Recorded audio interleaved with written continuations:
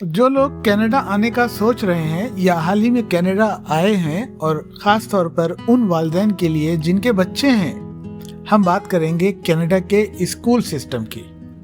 इस वीडियो में आपको एक प्रैक्टिकल अंदाज में हम समझाने की कोशिश करेंगे कि कनाडा में बच्चों की तालीम कैसे होती है, यहाँ दाखिला कैसे होता है, कौन सी क्लासें होती हैं और स्कूल में क्या क्या सहूलियात मिलती हैं, होमवर्क का निज़ाम कैसा है, यूनिफॉर्म होती है या नहीं होती, बच्चों के राइट्स क्या हैं, पेरेंट्स का किरदार क्या होता है और हुकूमत बच्चों के लिए क्या फाइनेंशियल सपोर्ट देती है।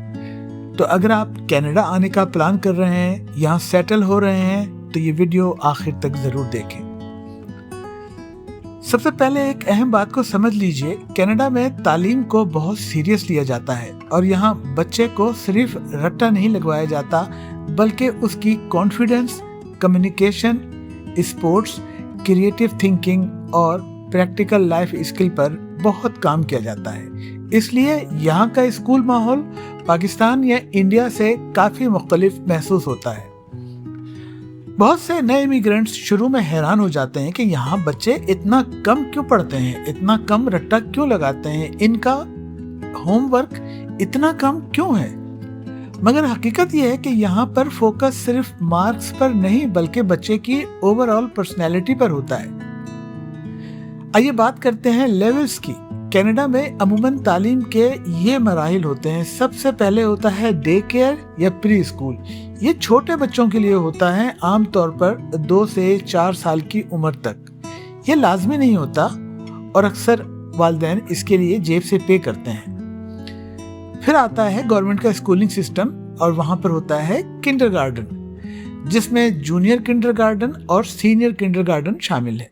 ये तकरीबन 4 से 5 साल की उम्र में शुरू होता है, यानी कनाडा में बच्चे स्कूल 4 से 5 साल की उम्र में ही जाना शुरू करते हैं। किंडरगार्टन के बाद एलिमेंट्री स्कूल शुरू होता है, यानी ग्रेड 1 से लेकर ग्रेड 8 तक, और उसके बाद फिर हाई स्कूल यानी ग्रेड 9 से लेकर 12 ग्रेड तक। और अहम बात यह है कि कनाडा में ग्रेड 12 तक सरकारी तालीम मुकम्मल तौर पर मुफ्त होती है। जी हाँ, कोई ट्यूशन फीस नहीं। अगर आप परमानेंट रेजिडेंस हैं, सिटीजन हैं, या आपके पास वैलिड वर्क वीज़ा है, या आपके पास स्टडी परमिट है, अगर आप लीगली वहाँ पर रह रहे हैं, तो बच्चों की बेसिक स्कूलिंग तकरीबन फ्री होती है। सवाल यह है कि दाखिला कैसे होता है। ये भी काफ़ी आसान होता है। हर इलाके का अपना स्कूल बोर्ड होता है जिसका इलेक्शन होता है और इलेक्शन से वो लोग मुंतखब होते हैं। मसलन टोरंटो डिस्ट्रिक्ट स्कूल बोर्ड है, पील डिस्ट्रिक्ट स्कूल बोर्ड है, York reason district school board है, और इसी तरह के दूसरे इलाकों में बहुत सारे स्कूल बोर्ड होते हैं। आप ऑनलाइन भी स्कूल के लिए अप्लाई कर सकते हैं। आमतौर पर स्कूल में दाखिले के वक्त ये डॉक्यूमेंट्स मांगे जाते हैं कि बच्चे का पासपोर्ट या कोई उसकी आईडी होनी चाहिए, उसका बर्थ सर्टिफिकेट होना चाहिए और उसके इमिग्रेशन के डॉक्यूमेंट्स के वो वहाँ पर लीगली रहता है। घर के एड्रेस का प्रूफ होता है कि अगर आप इस इलाके में दाखिला ले रहे हैं तो क्या वाकई आप यहीं रहते हैं। तो आपके पास कोई ऐसा एनवेलप, कोई बिल, किसी चीज़ की कॉपी होनी चाहिए जो ये जाहिर करे कि आप यहीं रहते हैं। हो सकता है कि वो रेंटल एग्रीमेंट हो सकता है कोई यूटिलिटी बिल हो, या कोई वैक्सीनेशन का रिकॉर्ड। वैक्सीनेशन का रिकॉर्ड ये देखा जाता है कि बच्चे को सारे टीके लगे हैं या नहीं। इसका रेजिडेंशियल एड्रेस से ताल्लुक नहीं है, वो अलग है।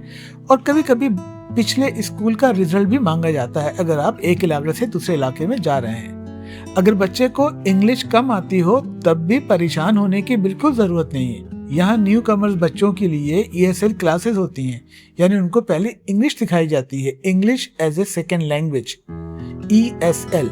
बच्चों को आहिस्ता आहिस्ता लैंग्वेज सपोर्ट दी जाती है। अब बात करते हैं स्कूल के माहौल की।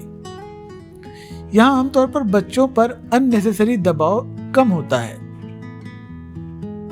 बच्चों से टीचर काफ़ी फ्रेंडली अंदाज में बात करते हैं, और एक चीज़ जो साउथ एशियन पेरेंट्स को शुरू में अजीब लगती है वो ये कि यहाँ बच्चे बहुत सवाल करते हैं। टीचर्स भी इनकरेज करते हैं कि वो सवाल पूछें, बार बार पूछते हैं कि क्वेश्चंस, एनी क्वेश्चंस, अपनी राय दो, मुझसे कुछ पूछो, डिस्कशन कर लें इस पे। यहाँ पर सिर्फ खामोश बैठना और खामोशी से सुनना आइडियल स्टूडेंट की निशानी नहीं समझी जाती। अब बात करते हैं होमवर्क की।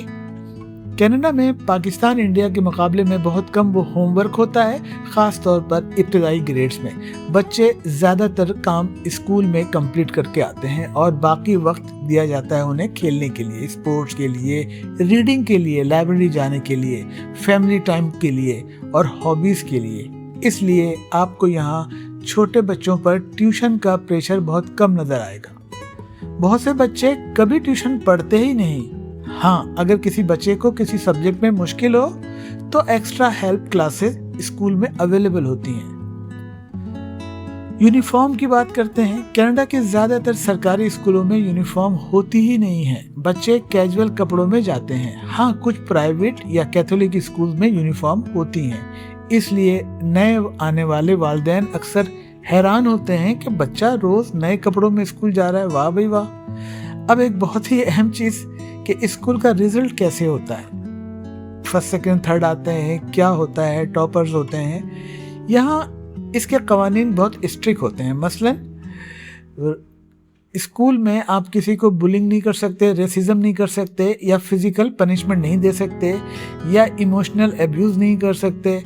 یہ سب باتیں بہت سیریس میٹر سمجھے جاتی ہیں، اس لیے نہ بچے کو ڈانٹ ڈپٹ ہوگی بہت زیادہ، نہ ان کو سزا دے کے کھڑا کیا جائے گا، اور نہ ان کو سختی سے ڈانٹ ڈپٹ کی جائے گی۔ بچوں کو مارنے کا تو کوئی تصور ہی نہیں ہے کہ آگے بڑھ کے کوئی کسی بچے کو کوئی ٹیچر ہاتھ لگائے، اور اگر کسی بچے کے ساتھ ایبیوز کا ذرا سا بھی شک ہو گیا تو حکومت انویسٹیگیٹ کر سکتی ہے، چاہے وہ گھر ہو چاہے وہ اسکول ہو۔ اس لیے یہاں چائلڈ پروٹیکشن لا بہت اسٹرانگ ہے۔ انڈیا پاکستان کے بہت سے لوگ اپنے بچوں سے دور ہیں، ان کے بچے ان سے الگ کر لیے گئے، وہ چائلڈ کیئر سینٹر میں رہتے ہیں، اور بہت سے والدین پہ بچوں کے قریب آنے پر 500 میٹر پر پابندی ہوتی ہے۔ یہ وہ لوگ ہوتے ہیں جو یہاں کے لاز کو نہیں جانتے اور بچوں کو مارتے پیٹتے ہیں، اور شکایت ہونے پر ان کے خلاف کارروائی ہوتی ہے۔ اب بات کرتے ہیں پیرنٹس کے کردار کی۔ کینیڈا میں اسکول والدین کو کافی انوالو کرتے ہیں۔ آپ کو ای میلز اسکول سے بہت آئیں گی، آپ کو ایپس ڈاؤن لوڈ کرنے کو کہا جائے گا، اور آپ کو ٹائم ٹو ٹائم میٹنگز کے لیے بلایا جائے گا، اور پروگریس رپورٹس آپ کو ملتی ہی رہیں گی، اور آپ کو جا کر اس میں انوالو ہونا ہی پڑے گا۔ یہاں صرف فارمیلٹی کے لیے ایک پیرنٹس ٹیچنگ میٹنگ نہیں ہوتی، بلکہ یہ بہت پروڈکٹیو ہوتی ہے، اور یہاں والدین کو جانا ہی پڑتا ہے چھٹی لے کے کام سے۔ یعنی یہاں والدین اور اسکول دونوں مل کر بچے پر کام کرتے ہیں۔ بات کرتے ہیں چھٹیوں کی۔ عام طور پر سمر ویکیشن جولائی اور اگست میں ہوتی ہے، ونٹر بریک دسمبر میں ہوتا ہے، اور اسپرنگ بریک مارچ میں، اور اس کے علاوہ بھی مختلف بہت ساری چھٹیاں ہوتی ہیں جو کہ یہاں کے کیلنڈر کے لحاظ سے ہے۔ اور دلچسپ بات یہ بھی ہے کہ سمر میں بھی بچوں کے لیے اسپورٹس کیمپس ہوتے ہیں، لائبریری پروگرامز ہوتے ہیں، سوئمنگ کا انتظام ہوتا ہے، آرٹس کلاسز ہوتی ہیں، سائنس کیمپس ہوتے ہیں، اور کمیونٹی کی بہت ساری ایکٹیویٹیز چلتی رہتی ہیں۔ لائبریریز کی بات بھی کر لیجئے۔ کینیڈا کی پبلک لائبریریز واقعی بہت زبردست ہوتی ہیں، اور یہ مکمل فری ہیں۔ یہاں کی لائبریریز ایک الگ دنیا ہے۔ اگر لائبریری کو دیکھنا ہے تو میں اس کی ڈسکرپشن میں ایک اور ویڈیو کا لنک ڈال دوں گا جس میں یہاں کی لائبریری کا ذکر ہے۔ یہاں بچوں کے لیے بکس ہیں، اسٹوری سیشنز ہوتی ہیں، کہانی سنائی جاتی ہے، کمپیوٹر ایکسیس ہوتا ہے یہاں پر۔ یہاں اسٹڈی روم الگ بھی ہوتے ہیں، چھوٹے روم بک کر کے بچے الگ سے ویڈیوز ریکارڈ کر سکتے ہیں، کانفرنس کال پہ جا سکتے ہیں، زوم پہ جا سکتے ہیں، اور یہاں بہت ساری لرننگ ایکٹیویٹیز ہوتی ہے۔ سب کچھ یہاں پہ اویلیبل ہوتا ہے، اور گورنمنٹ کا بہت بڑا فنڈ اس پہ لگتا ہے، اور اس کو بہت سیریس طریقے سے چلایا جاتا ہے۔ بہت سے نئے امیگرینٹس کو اندازہ ہی نہیں ہوتا کہ یہ لائبریریز کتنی پاورفل سہولیات ہیں، اور ان کے بچے اس سے اٹیچ ہو کر کیا کچھ استعمال کر سکتے ہیں۔ اسپورٹس اور فزیکل ایکٹیویٹیز کی بات بھی ہونی چاہیے۔ یہاں کھیلوں کو بہت اہمیت دی جاتی ہے۔ فٹ بال، باسکٹ بال، آئس ہاکی، سوئمنگ، اسکیٹنگ، بیس بال، مارشل آرٹس، بچے مختلف سرگرمیوں میں حصہ لیتے ہیں۔ اس سے کانفیڈنس، ہیلتھ، ٹیم ورک اور سوشل اسکلز بہتر ہوتی ہیں۔ اب آخر میں یہ سوال کہ کیا واقعی سب کچھ فری ہوتا ہے؟ جی ہاں، زیادہ تر بنیادی چیزیں بالکل مفت ہوتی ہیں، لیکن کچھ ایکسٹرا چیزوں کے لیے کچھ اخراجات ہو سکتے ہیں، جیسے کہ اسکول ٹرپس کے، اسپیشل ایکٹیویٹیز کے، لنچ پروگرامز کے، یا بعض سپلائز کے، مگر اوورآل ایجوکیشن سسٹم کافی سپورٹیو ہے۔ اب بات کرتے ہیں چائلڈ بینیفٹ کی۔ کینیڈا میں حکومت بچوں والے خاندانوں کو فائنینشیل سپورٹ بھی دیتی ہے، اسے کہتے ہیں کینیڈا چائلڈ بینیفٹ۔ ये हर महीने मिलता है। रकम फैमिली इनकम के हिसाब से मुख्तलिफ होती है। बहुत सी फैमिलीज़ को सैकड़ों डॉलर माहाना सपोर्ट मिलती है।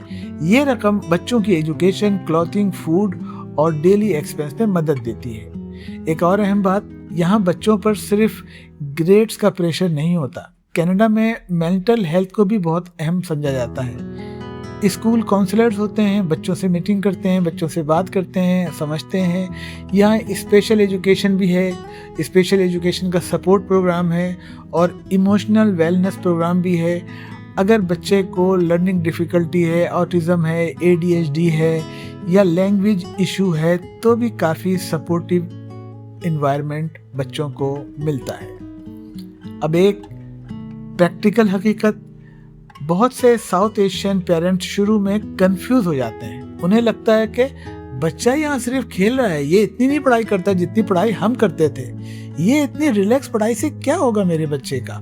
मगर हकीकत ये है कि यहाँ फोकस सिर्फ मेमोराइजेशन पर नहीं है, रट्टा लगाने पर नहीं है, बल्कि क्रिटिकल थिंकिंग पर है, कॉन्फिडेंस पर है, प्रॉब्लम सॉल्विंग पर है, कम्युनिकेशन स्किल्स पर है और इंडिपेंडेंट पर्सनैलिटी पर भी होता है।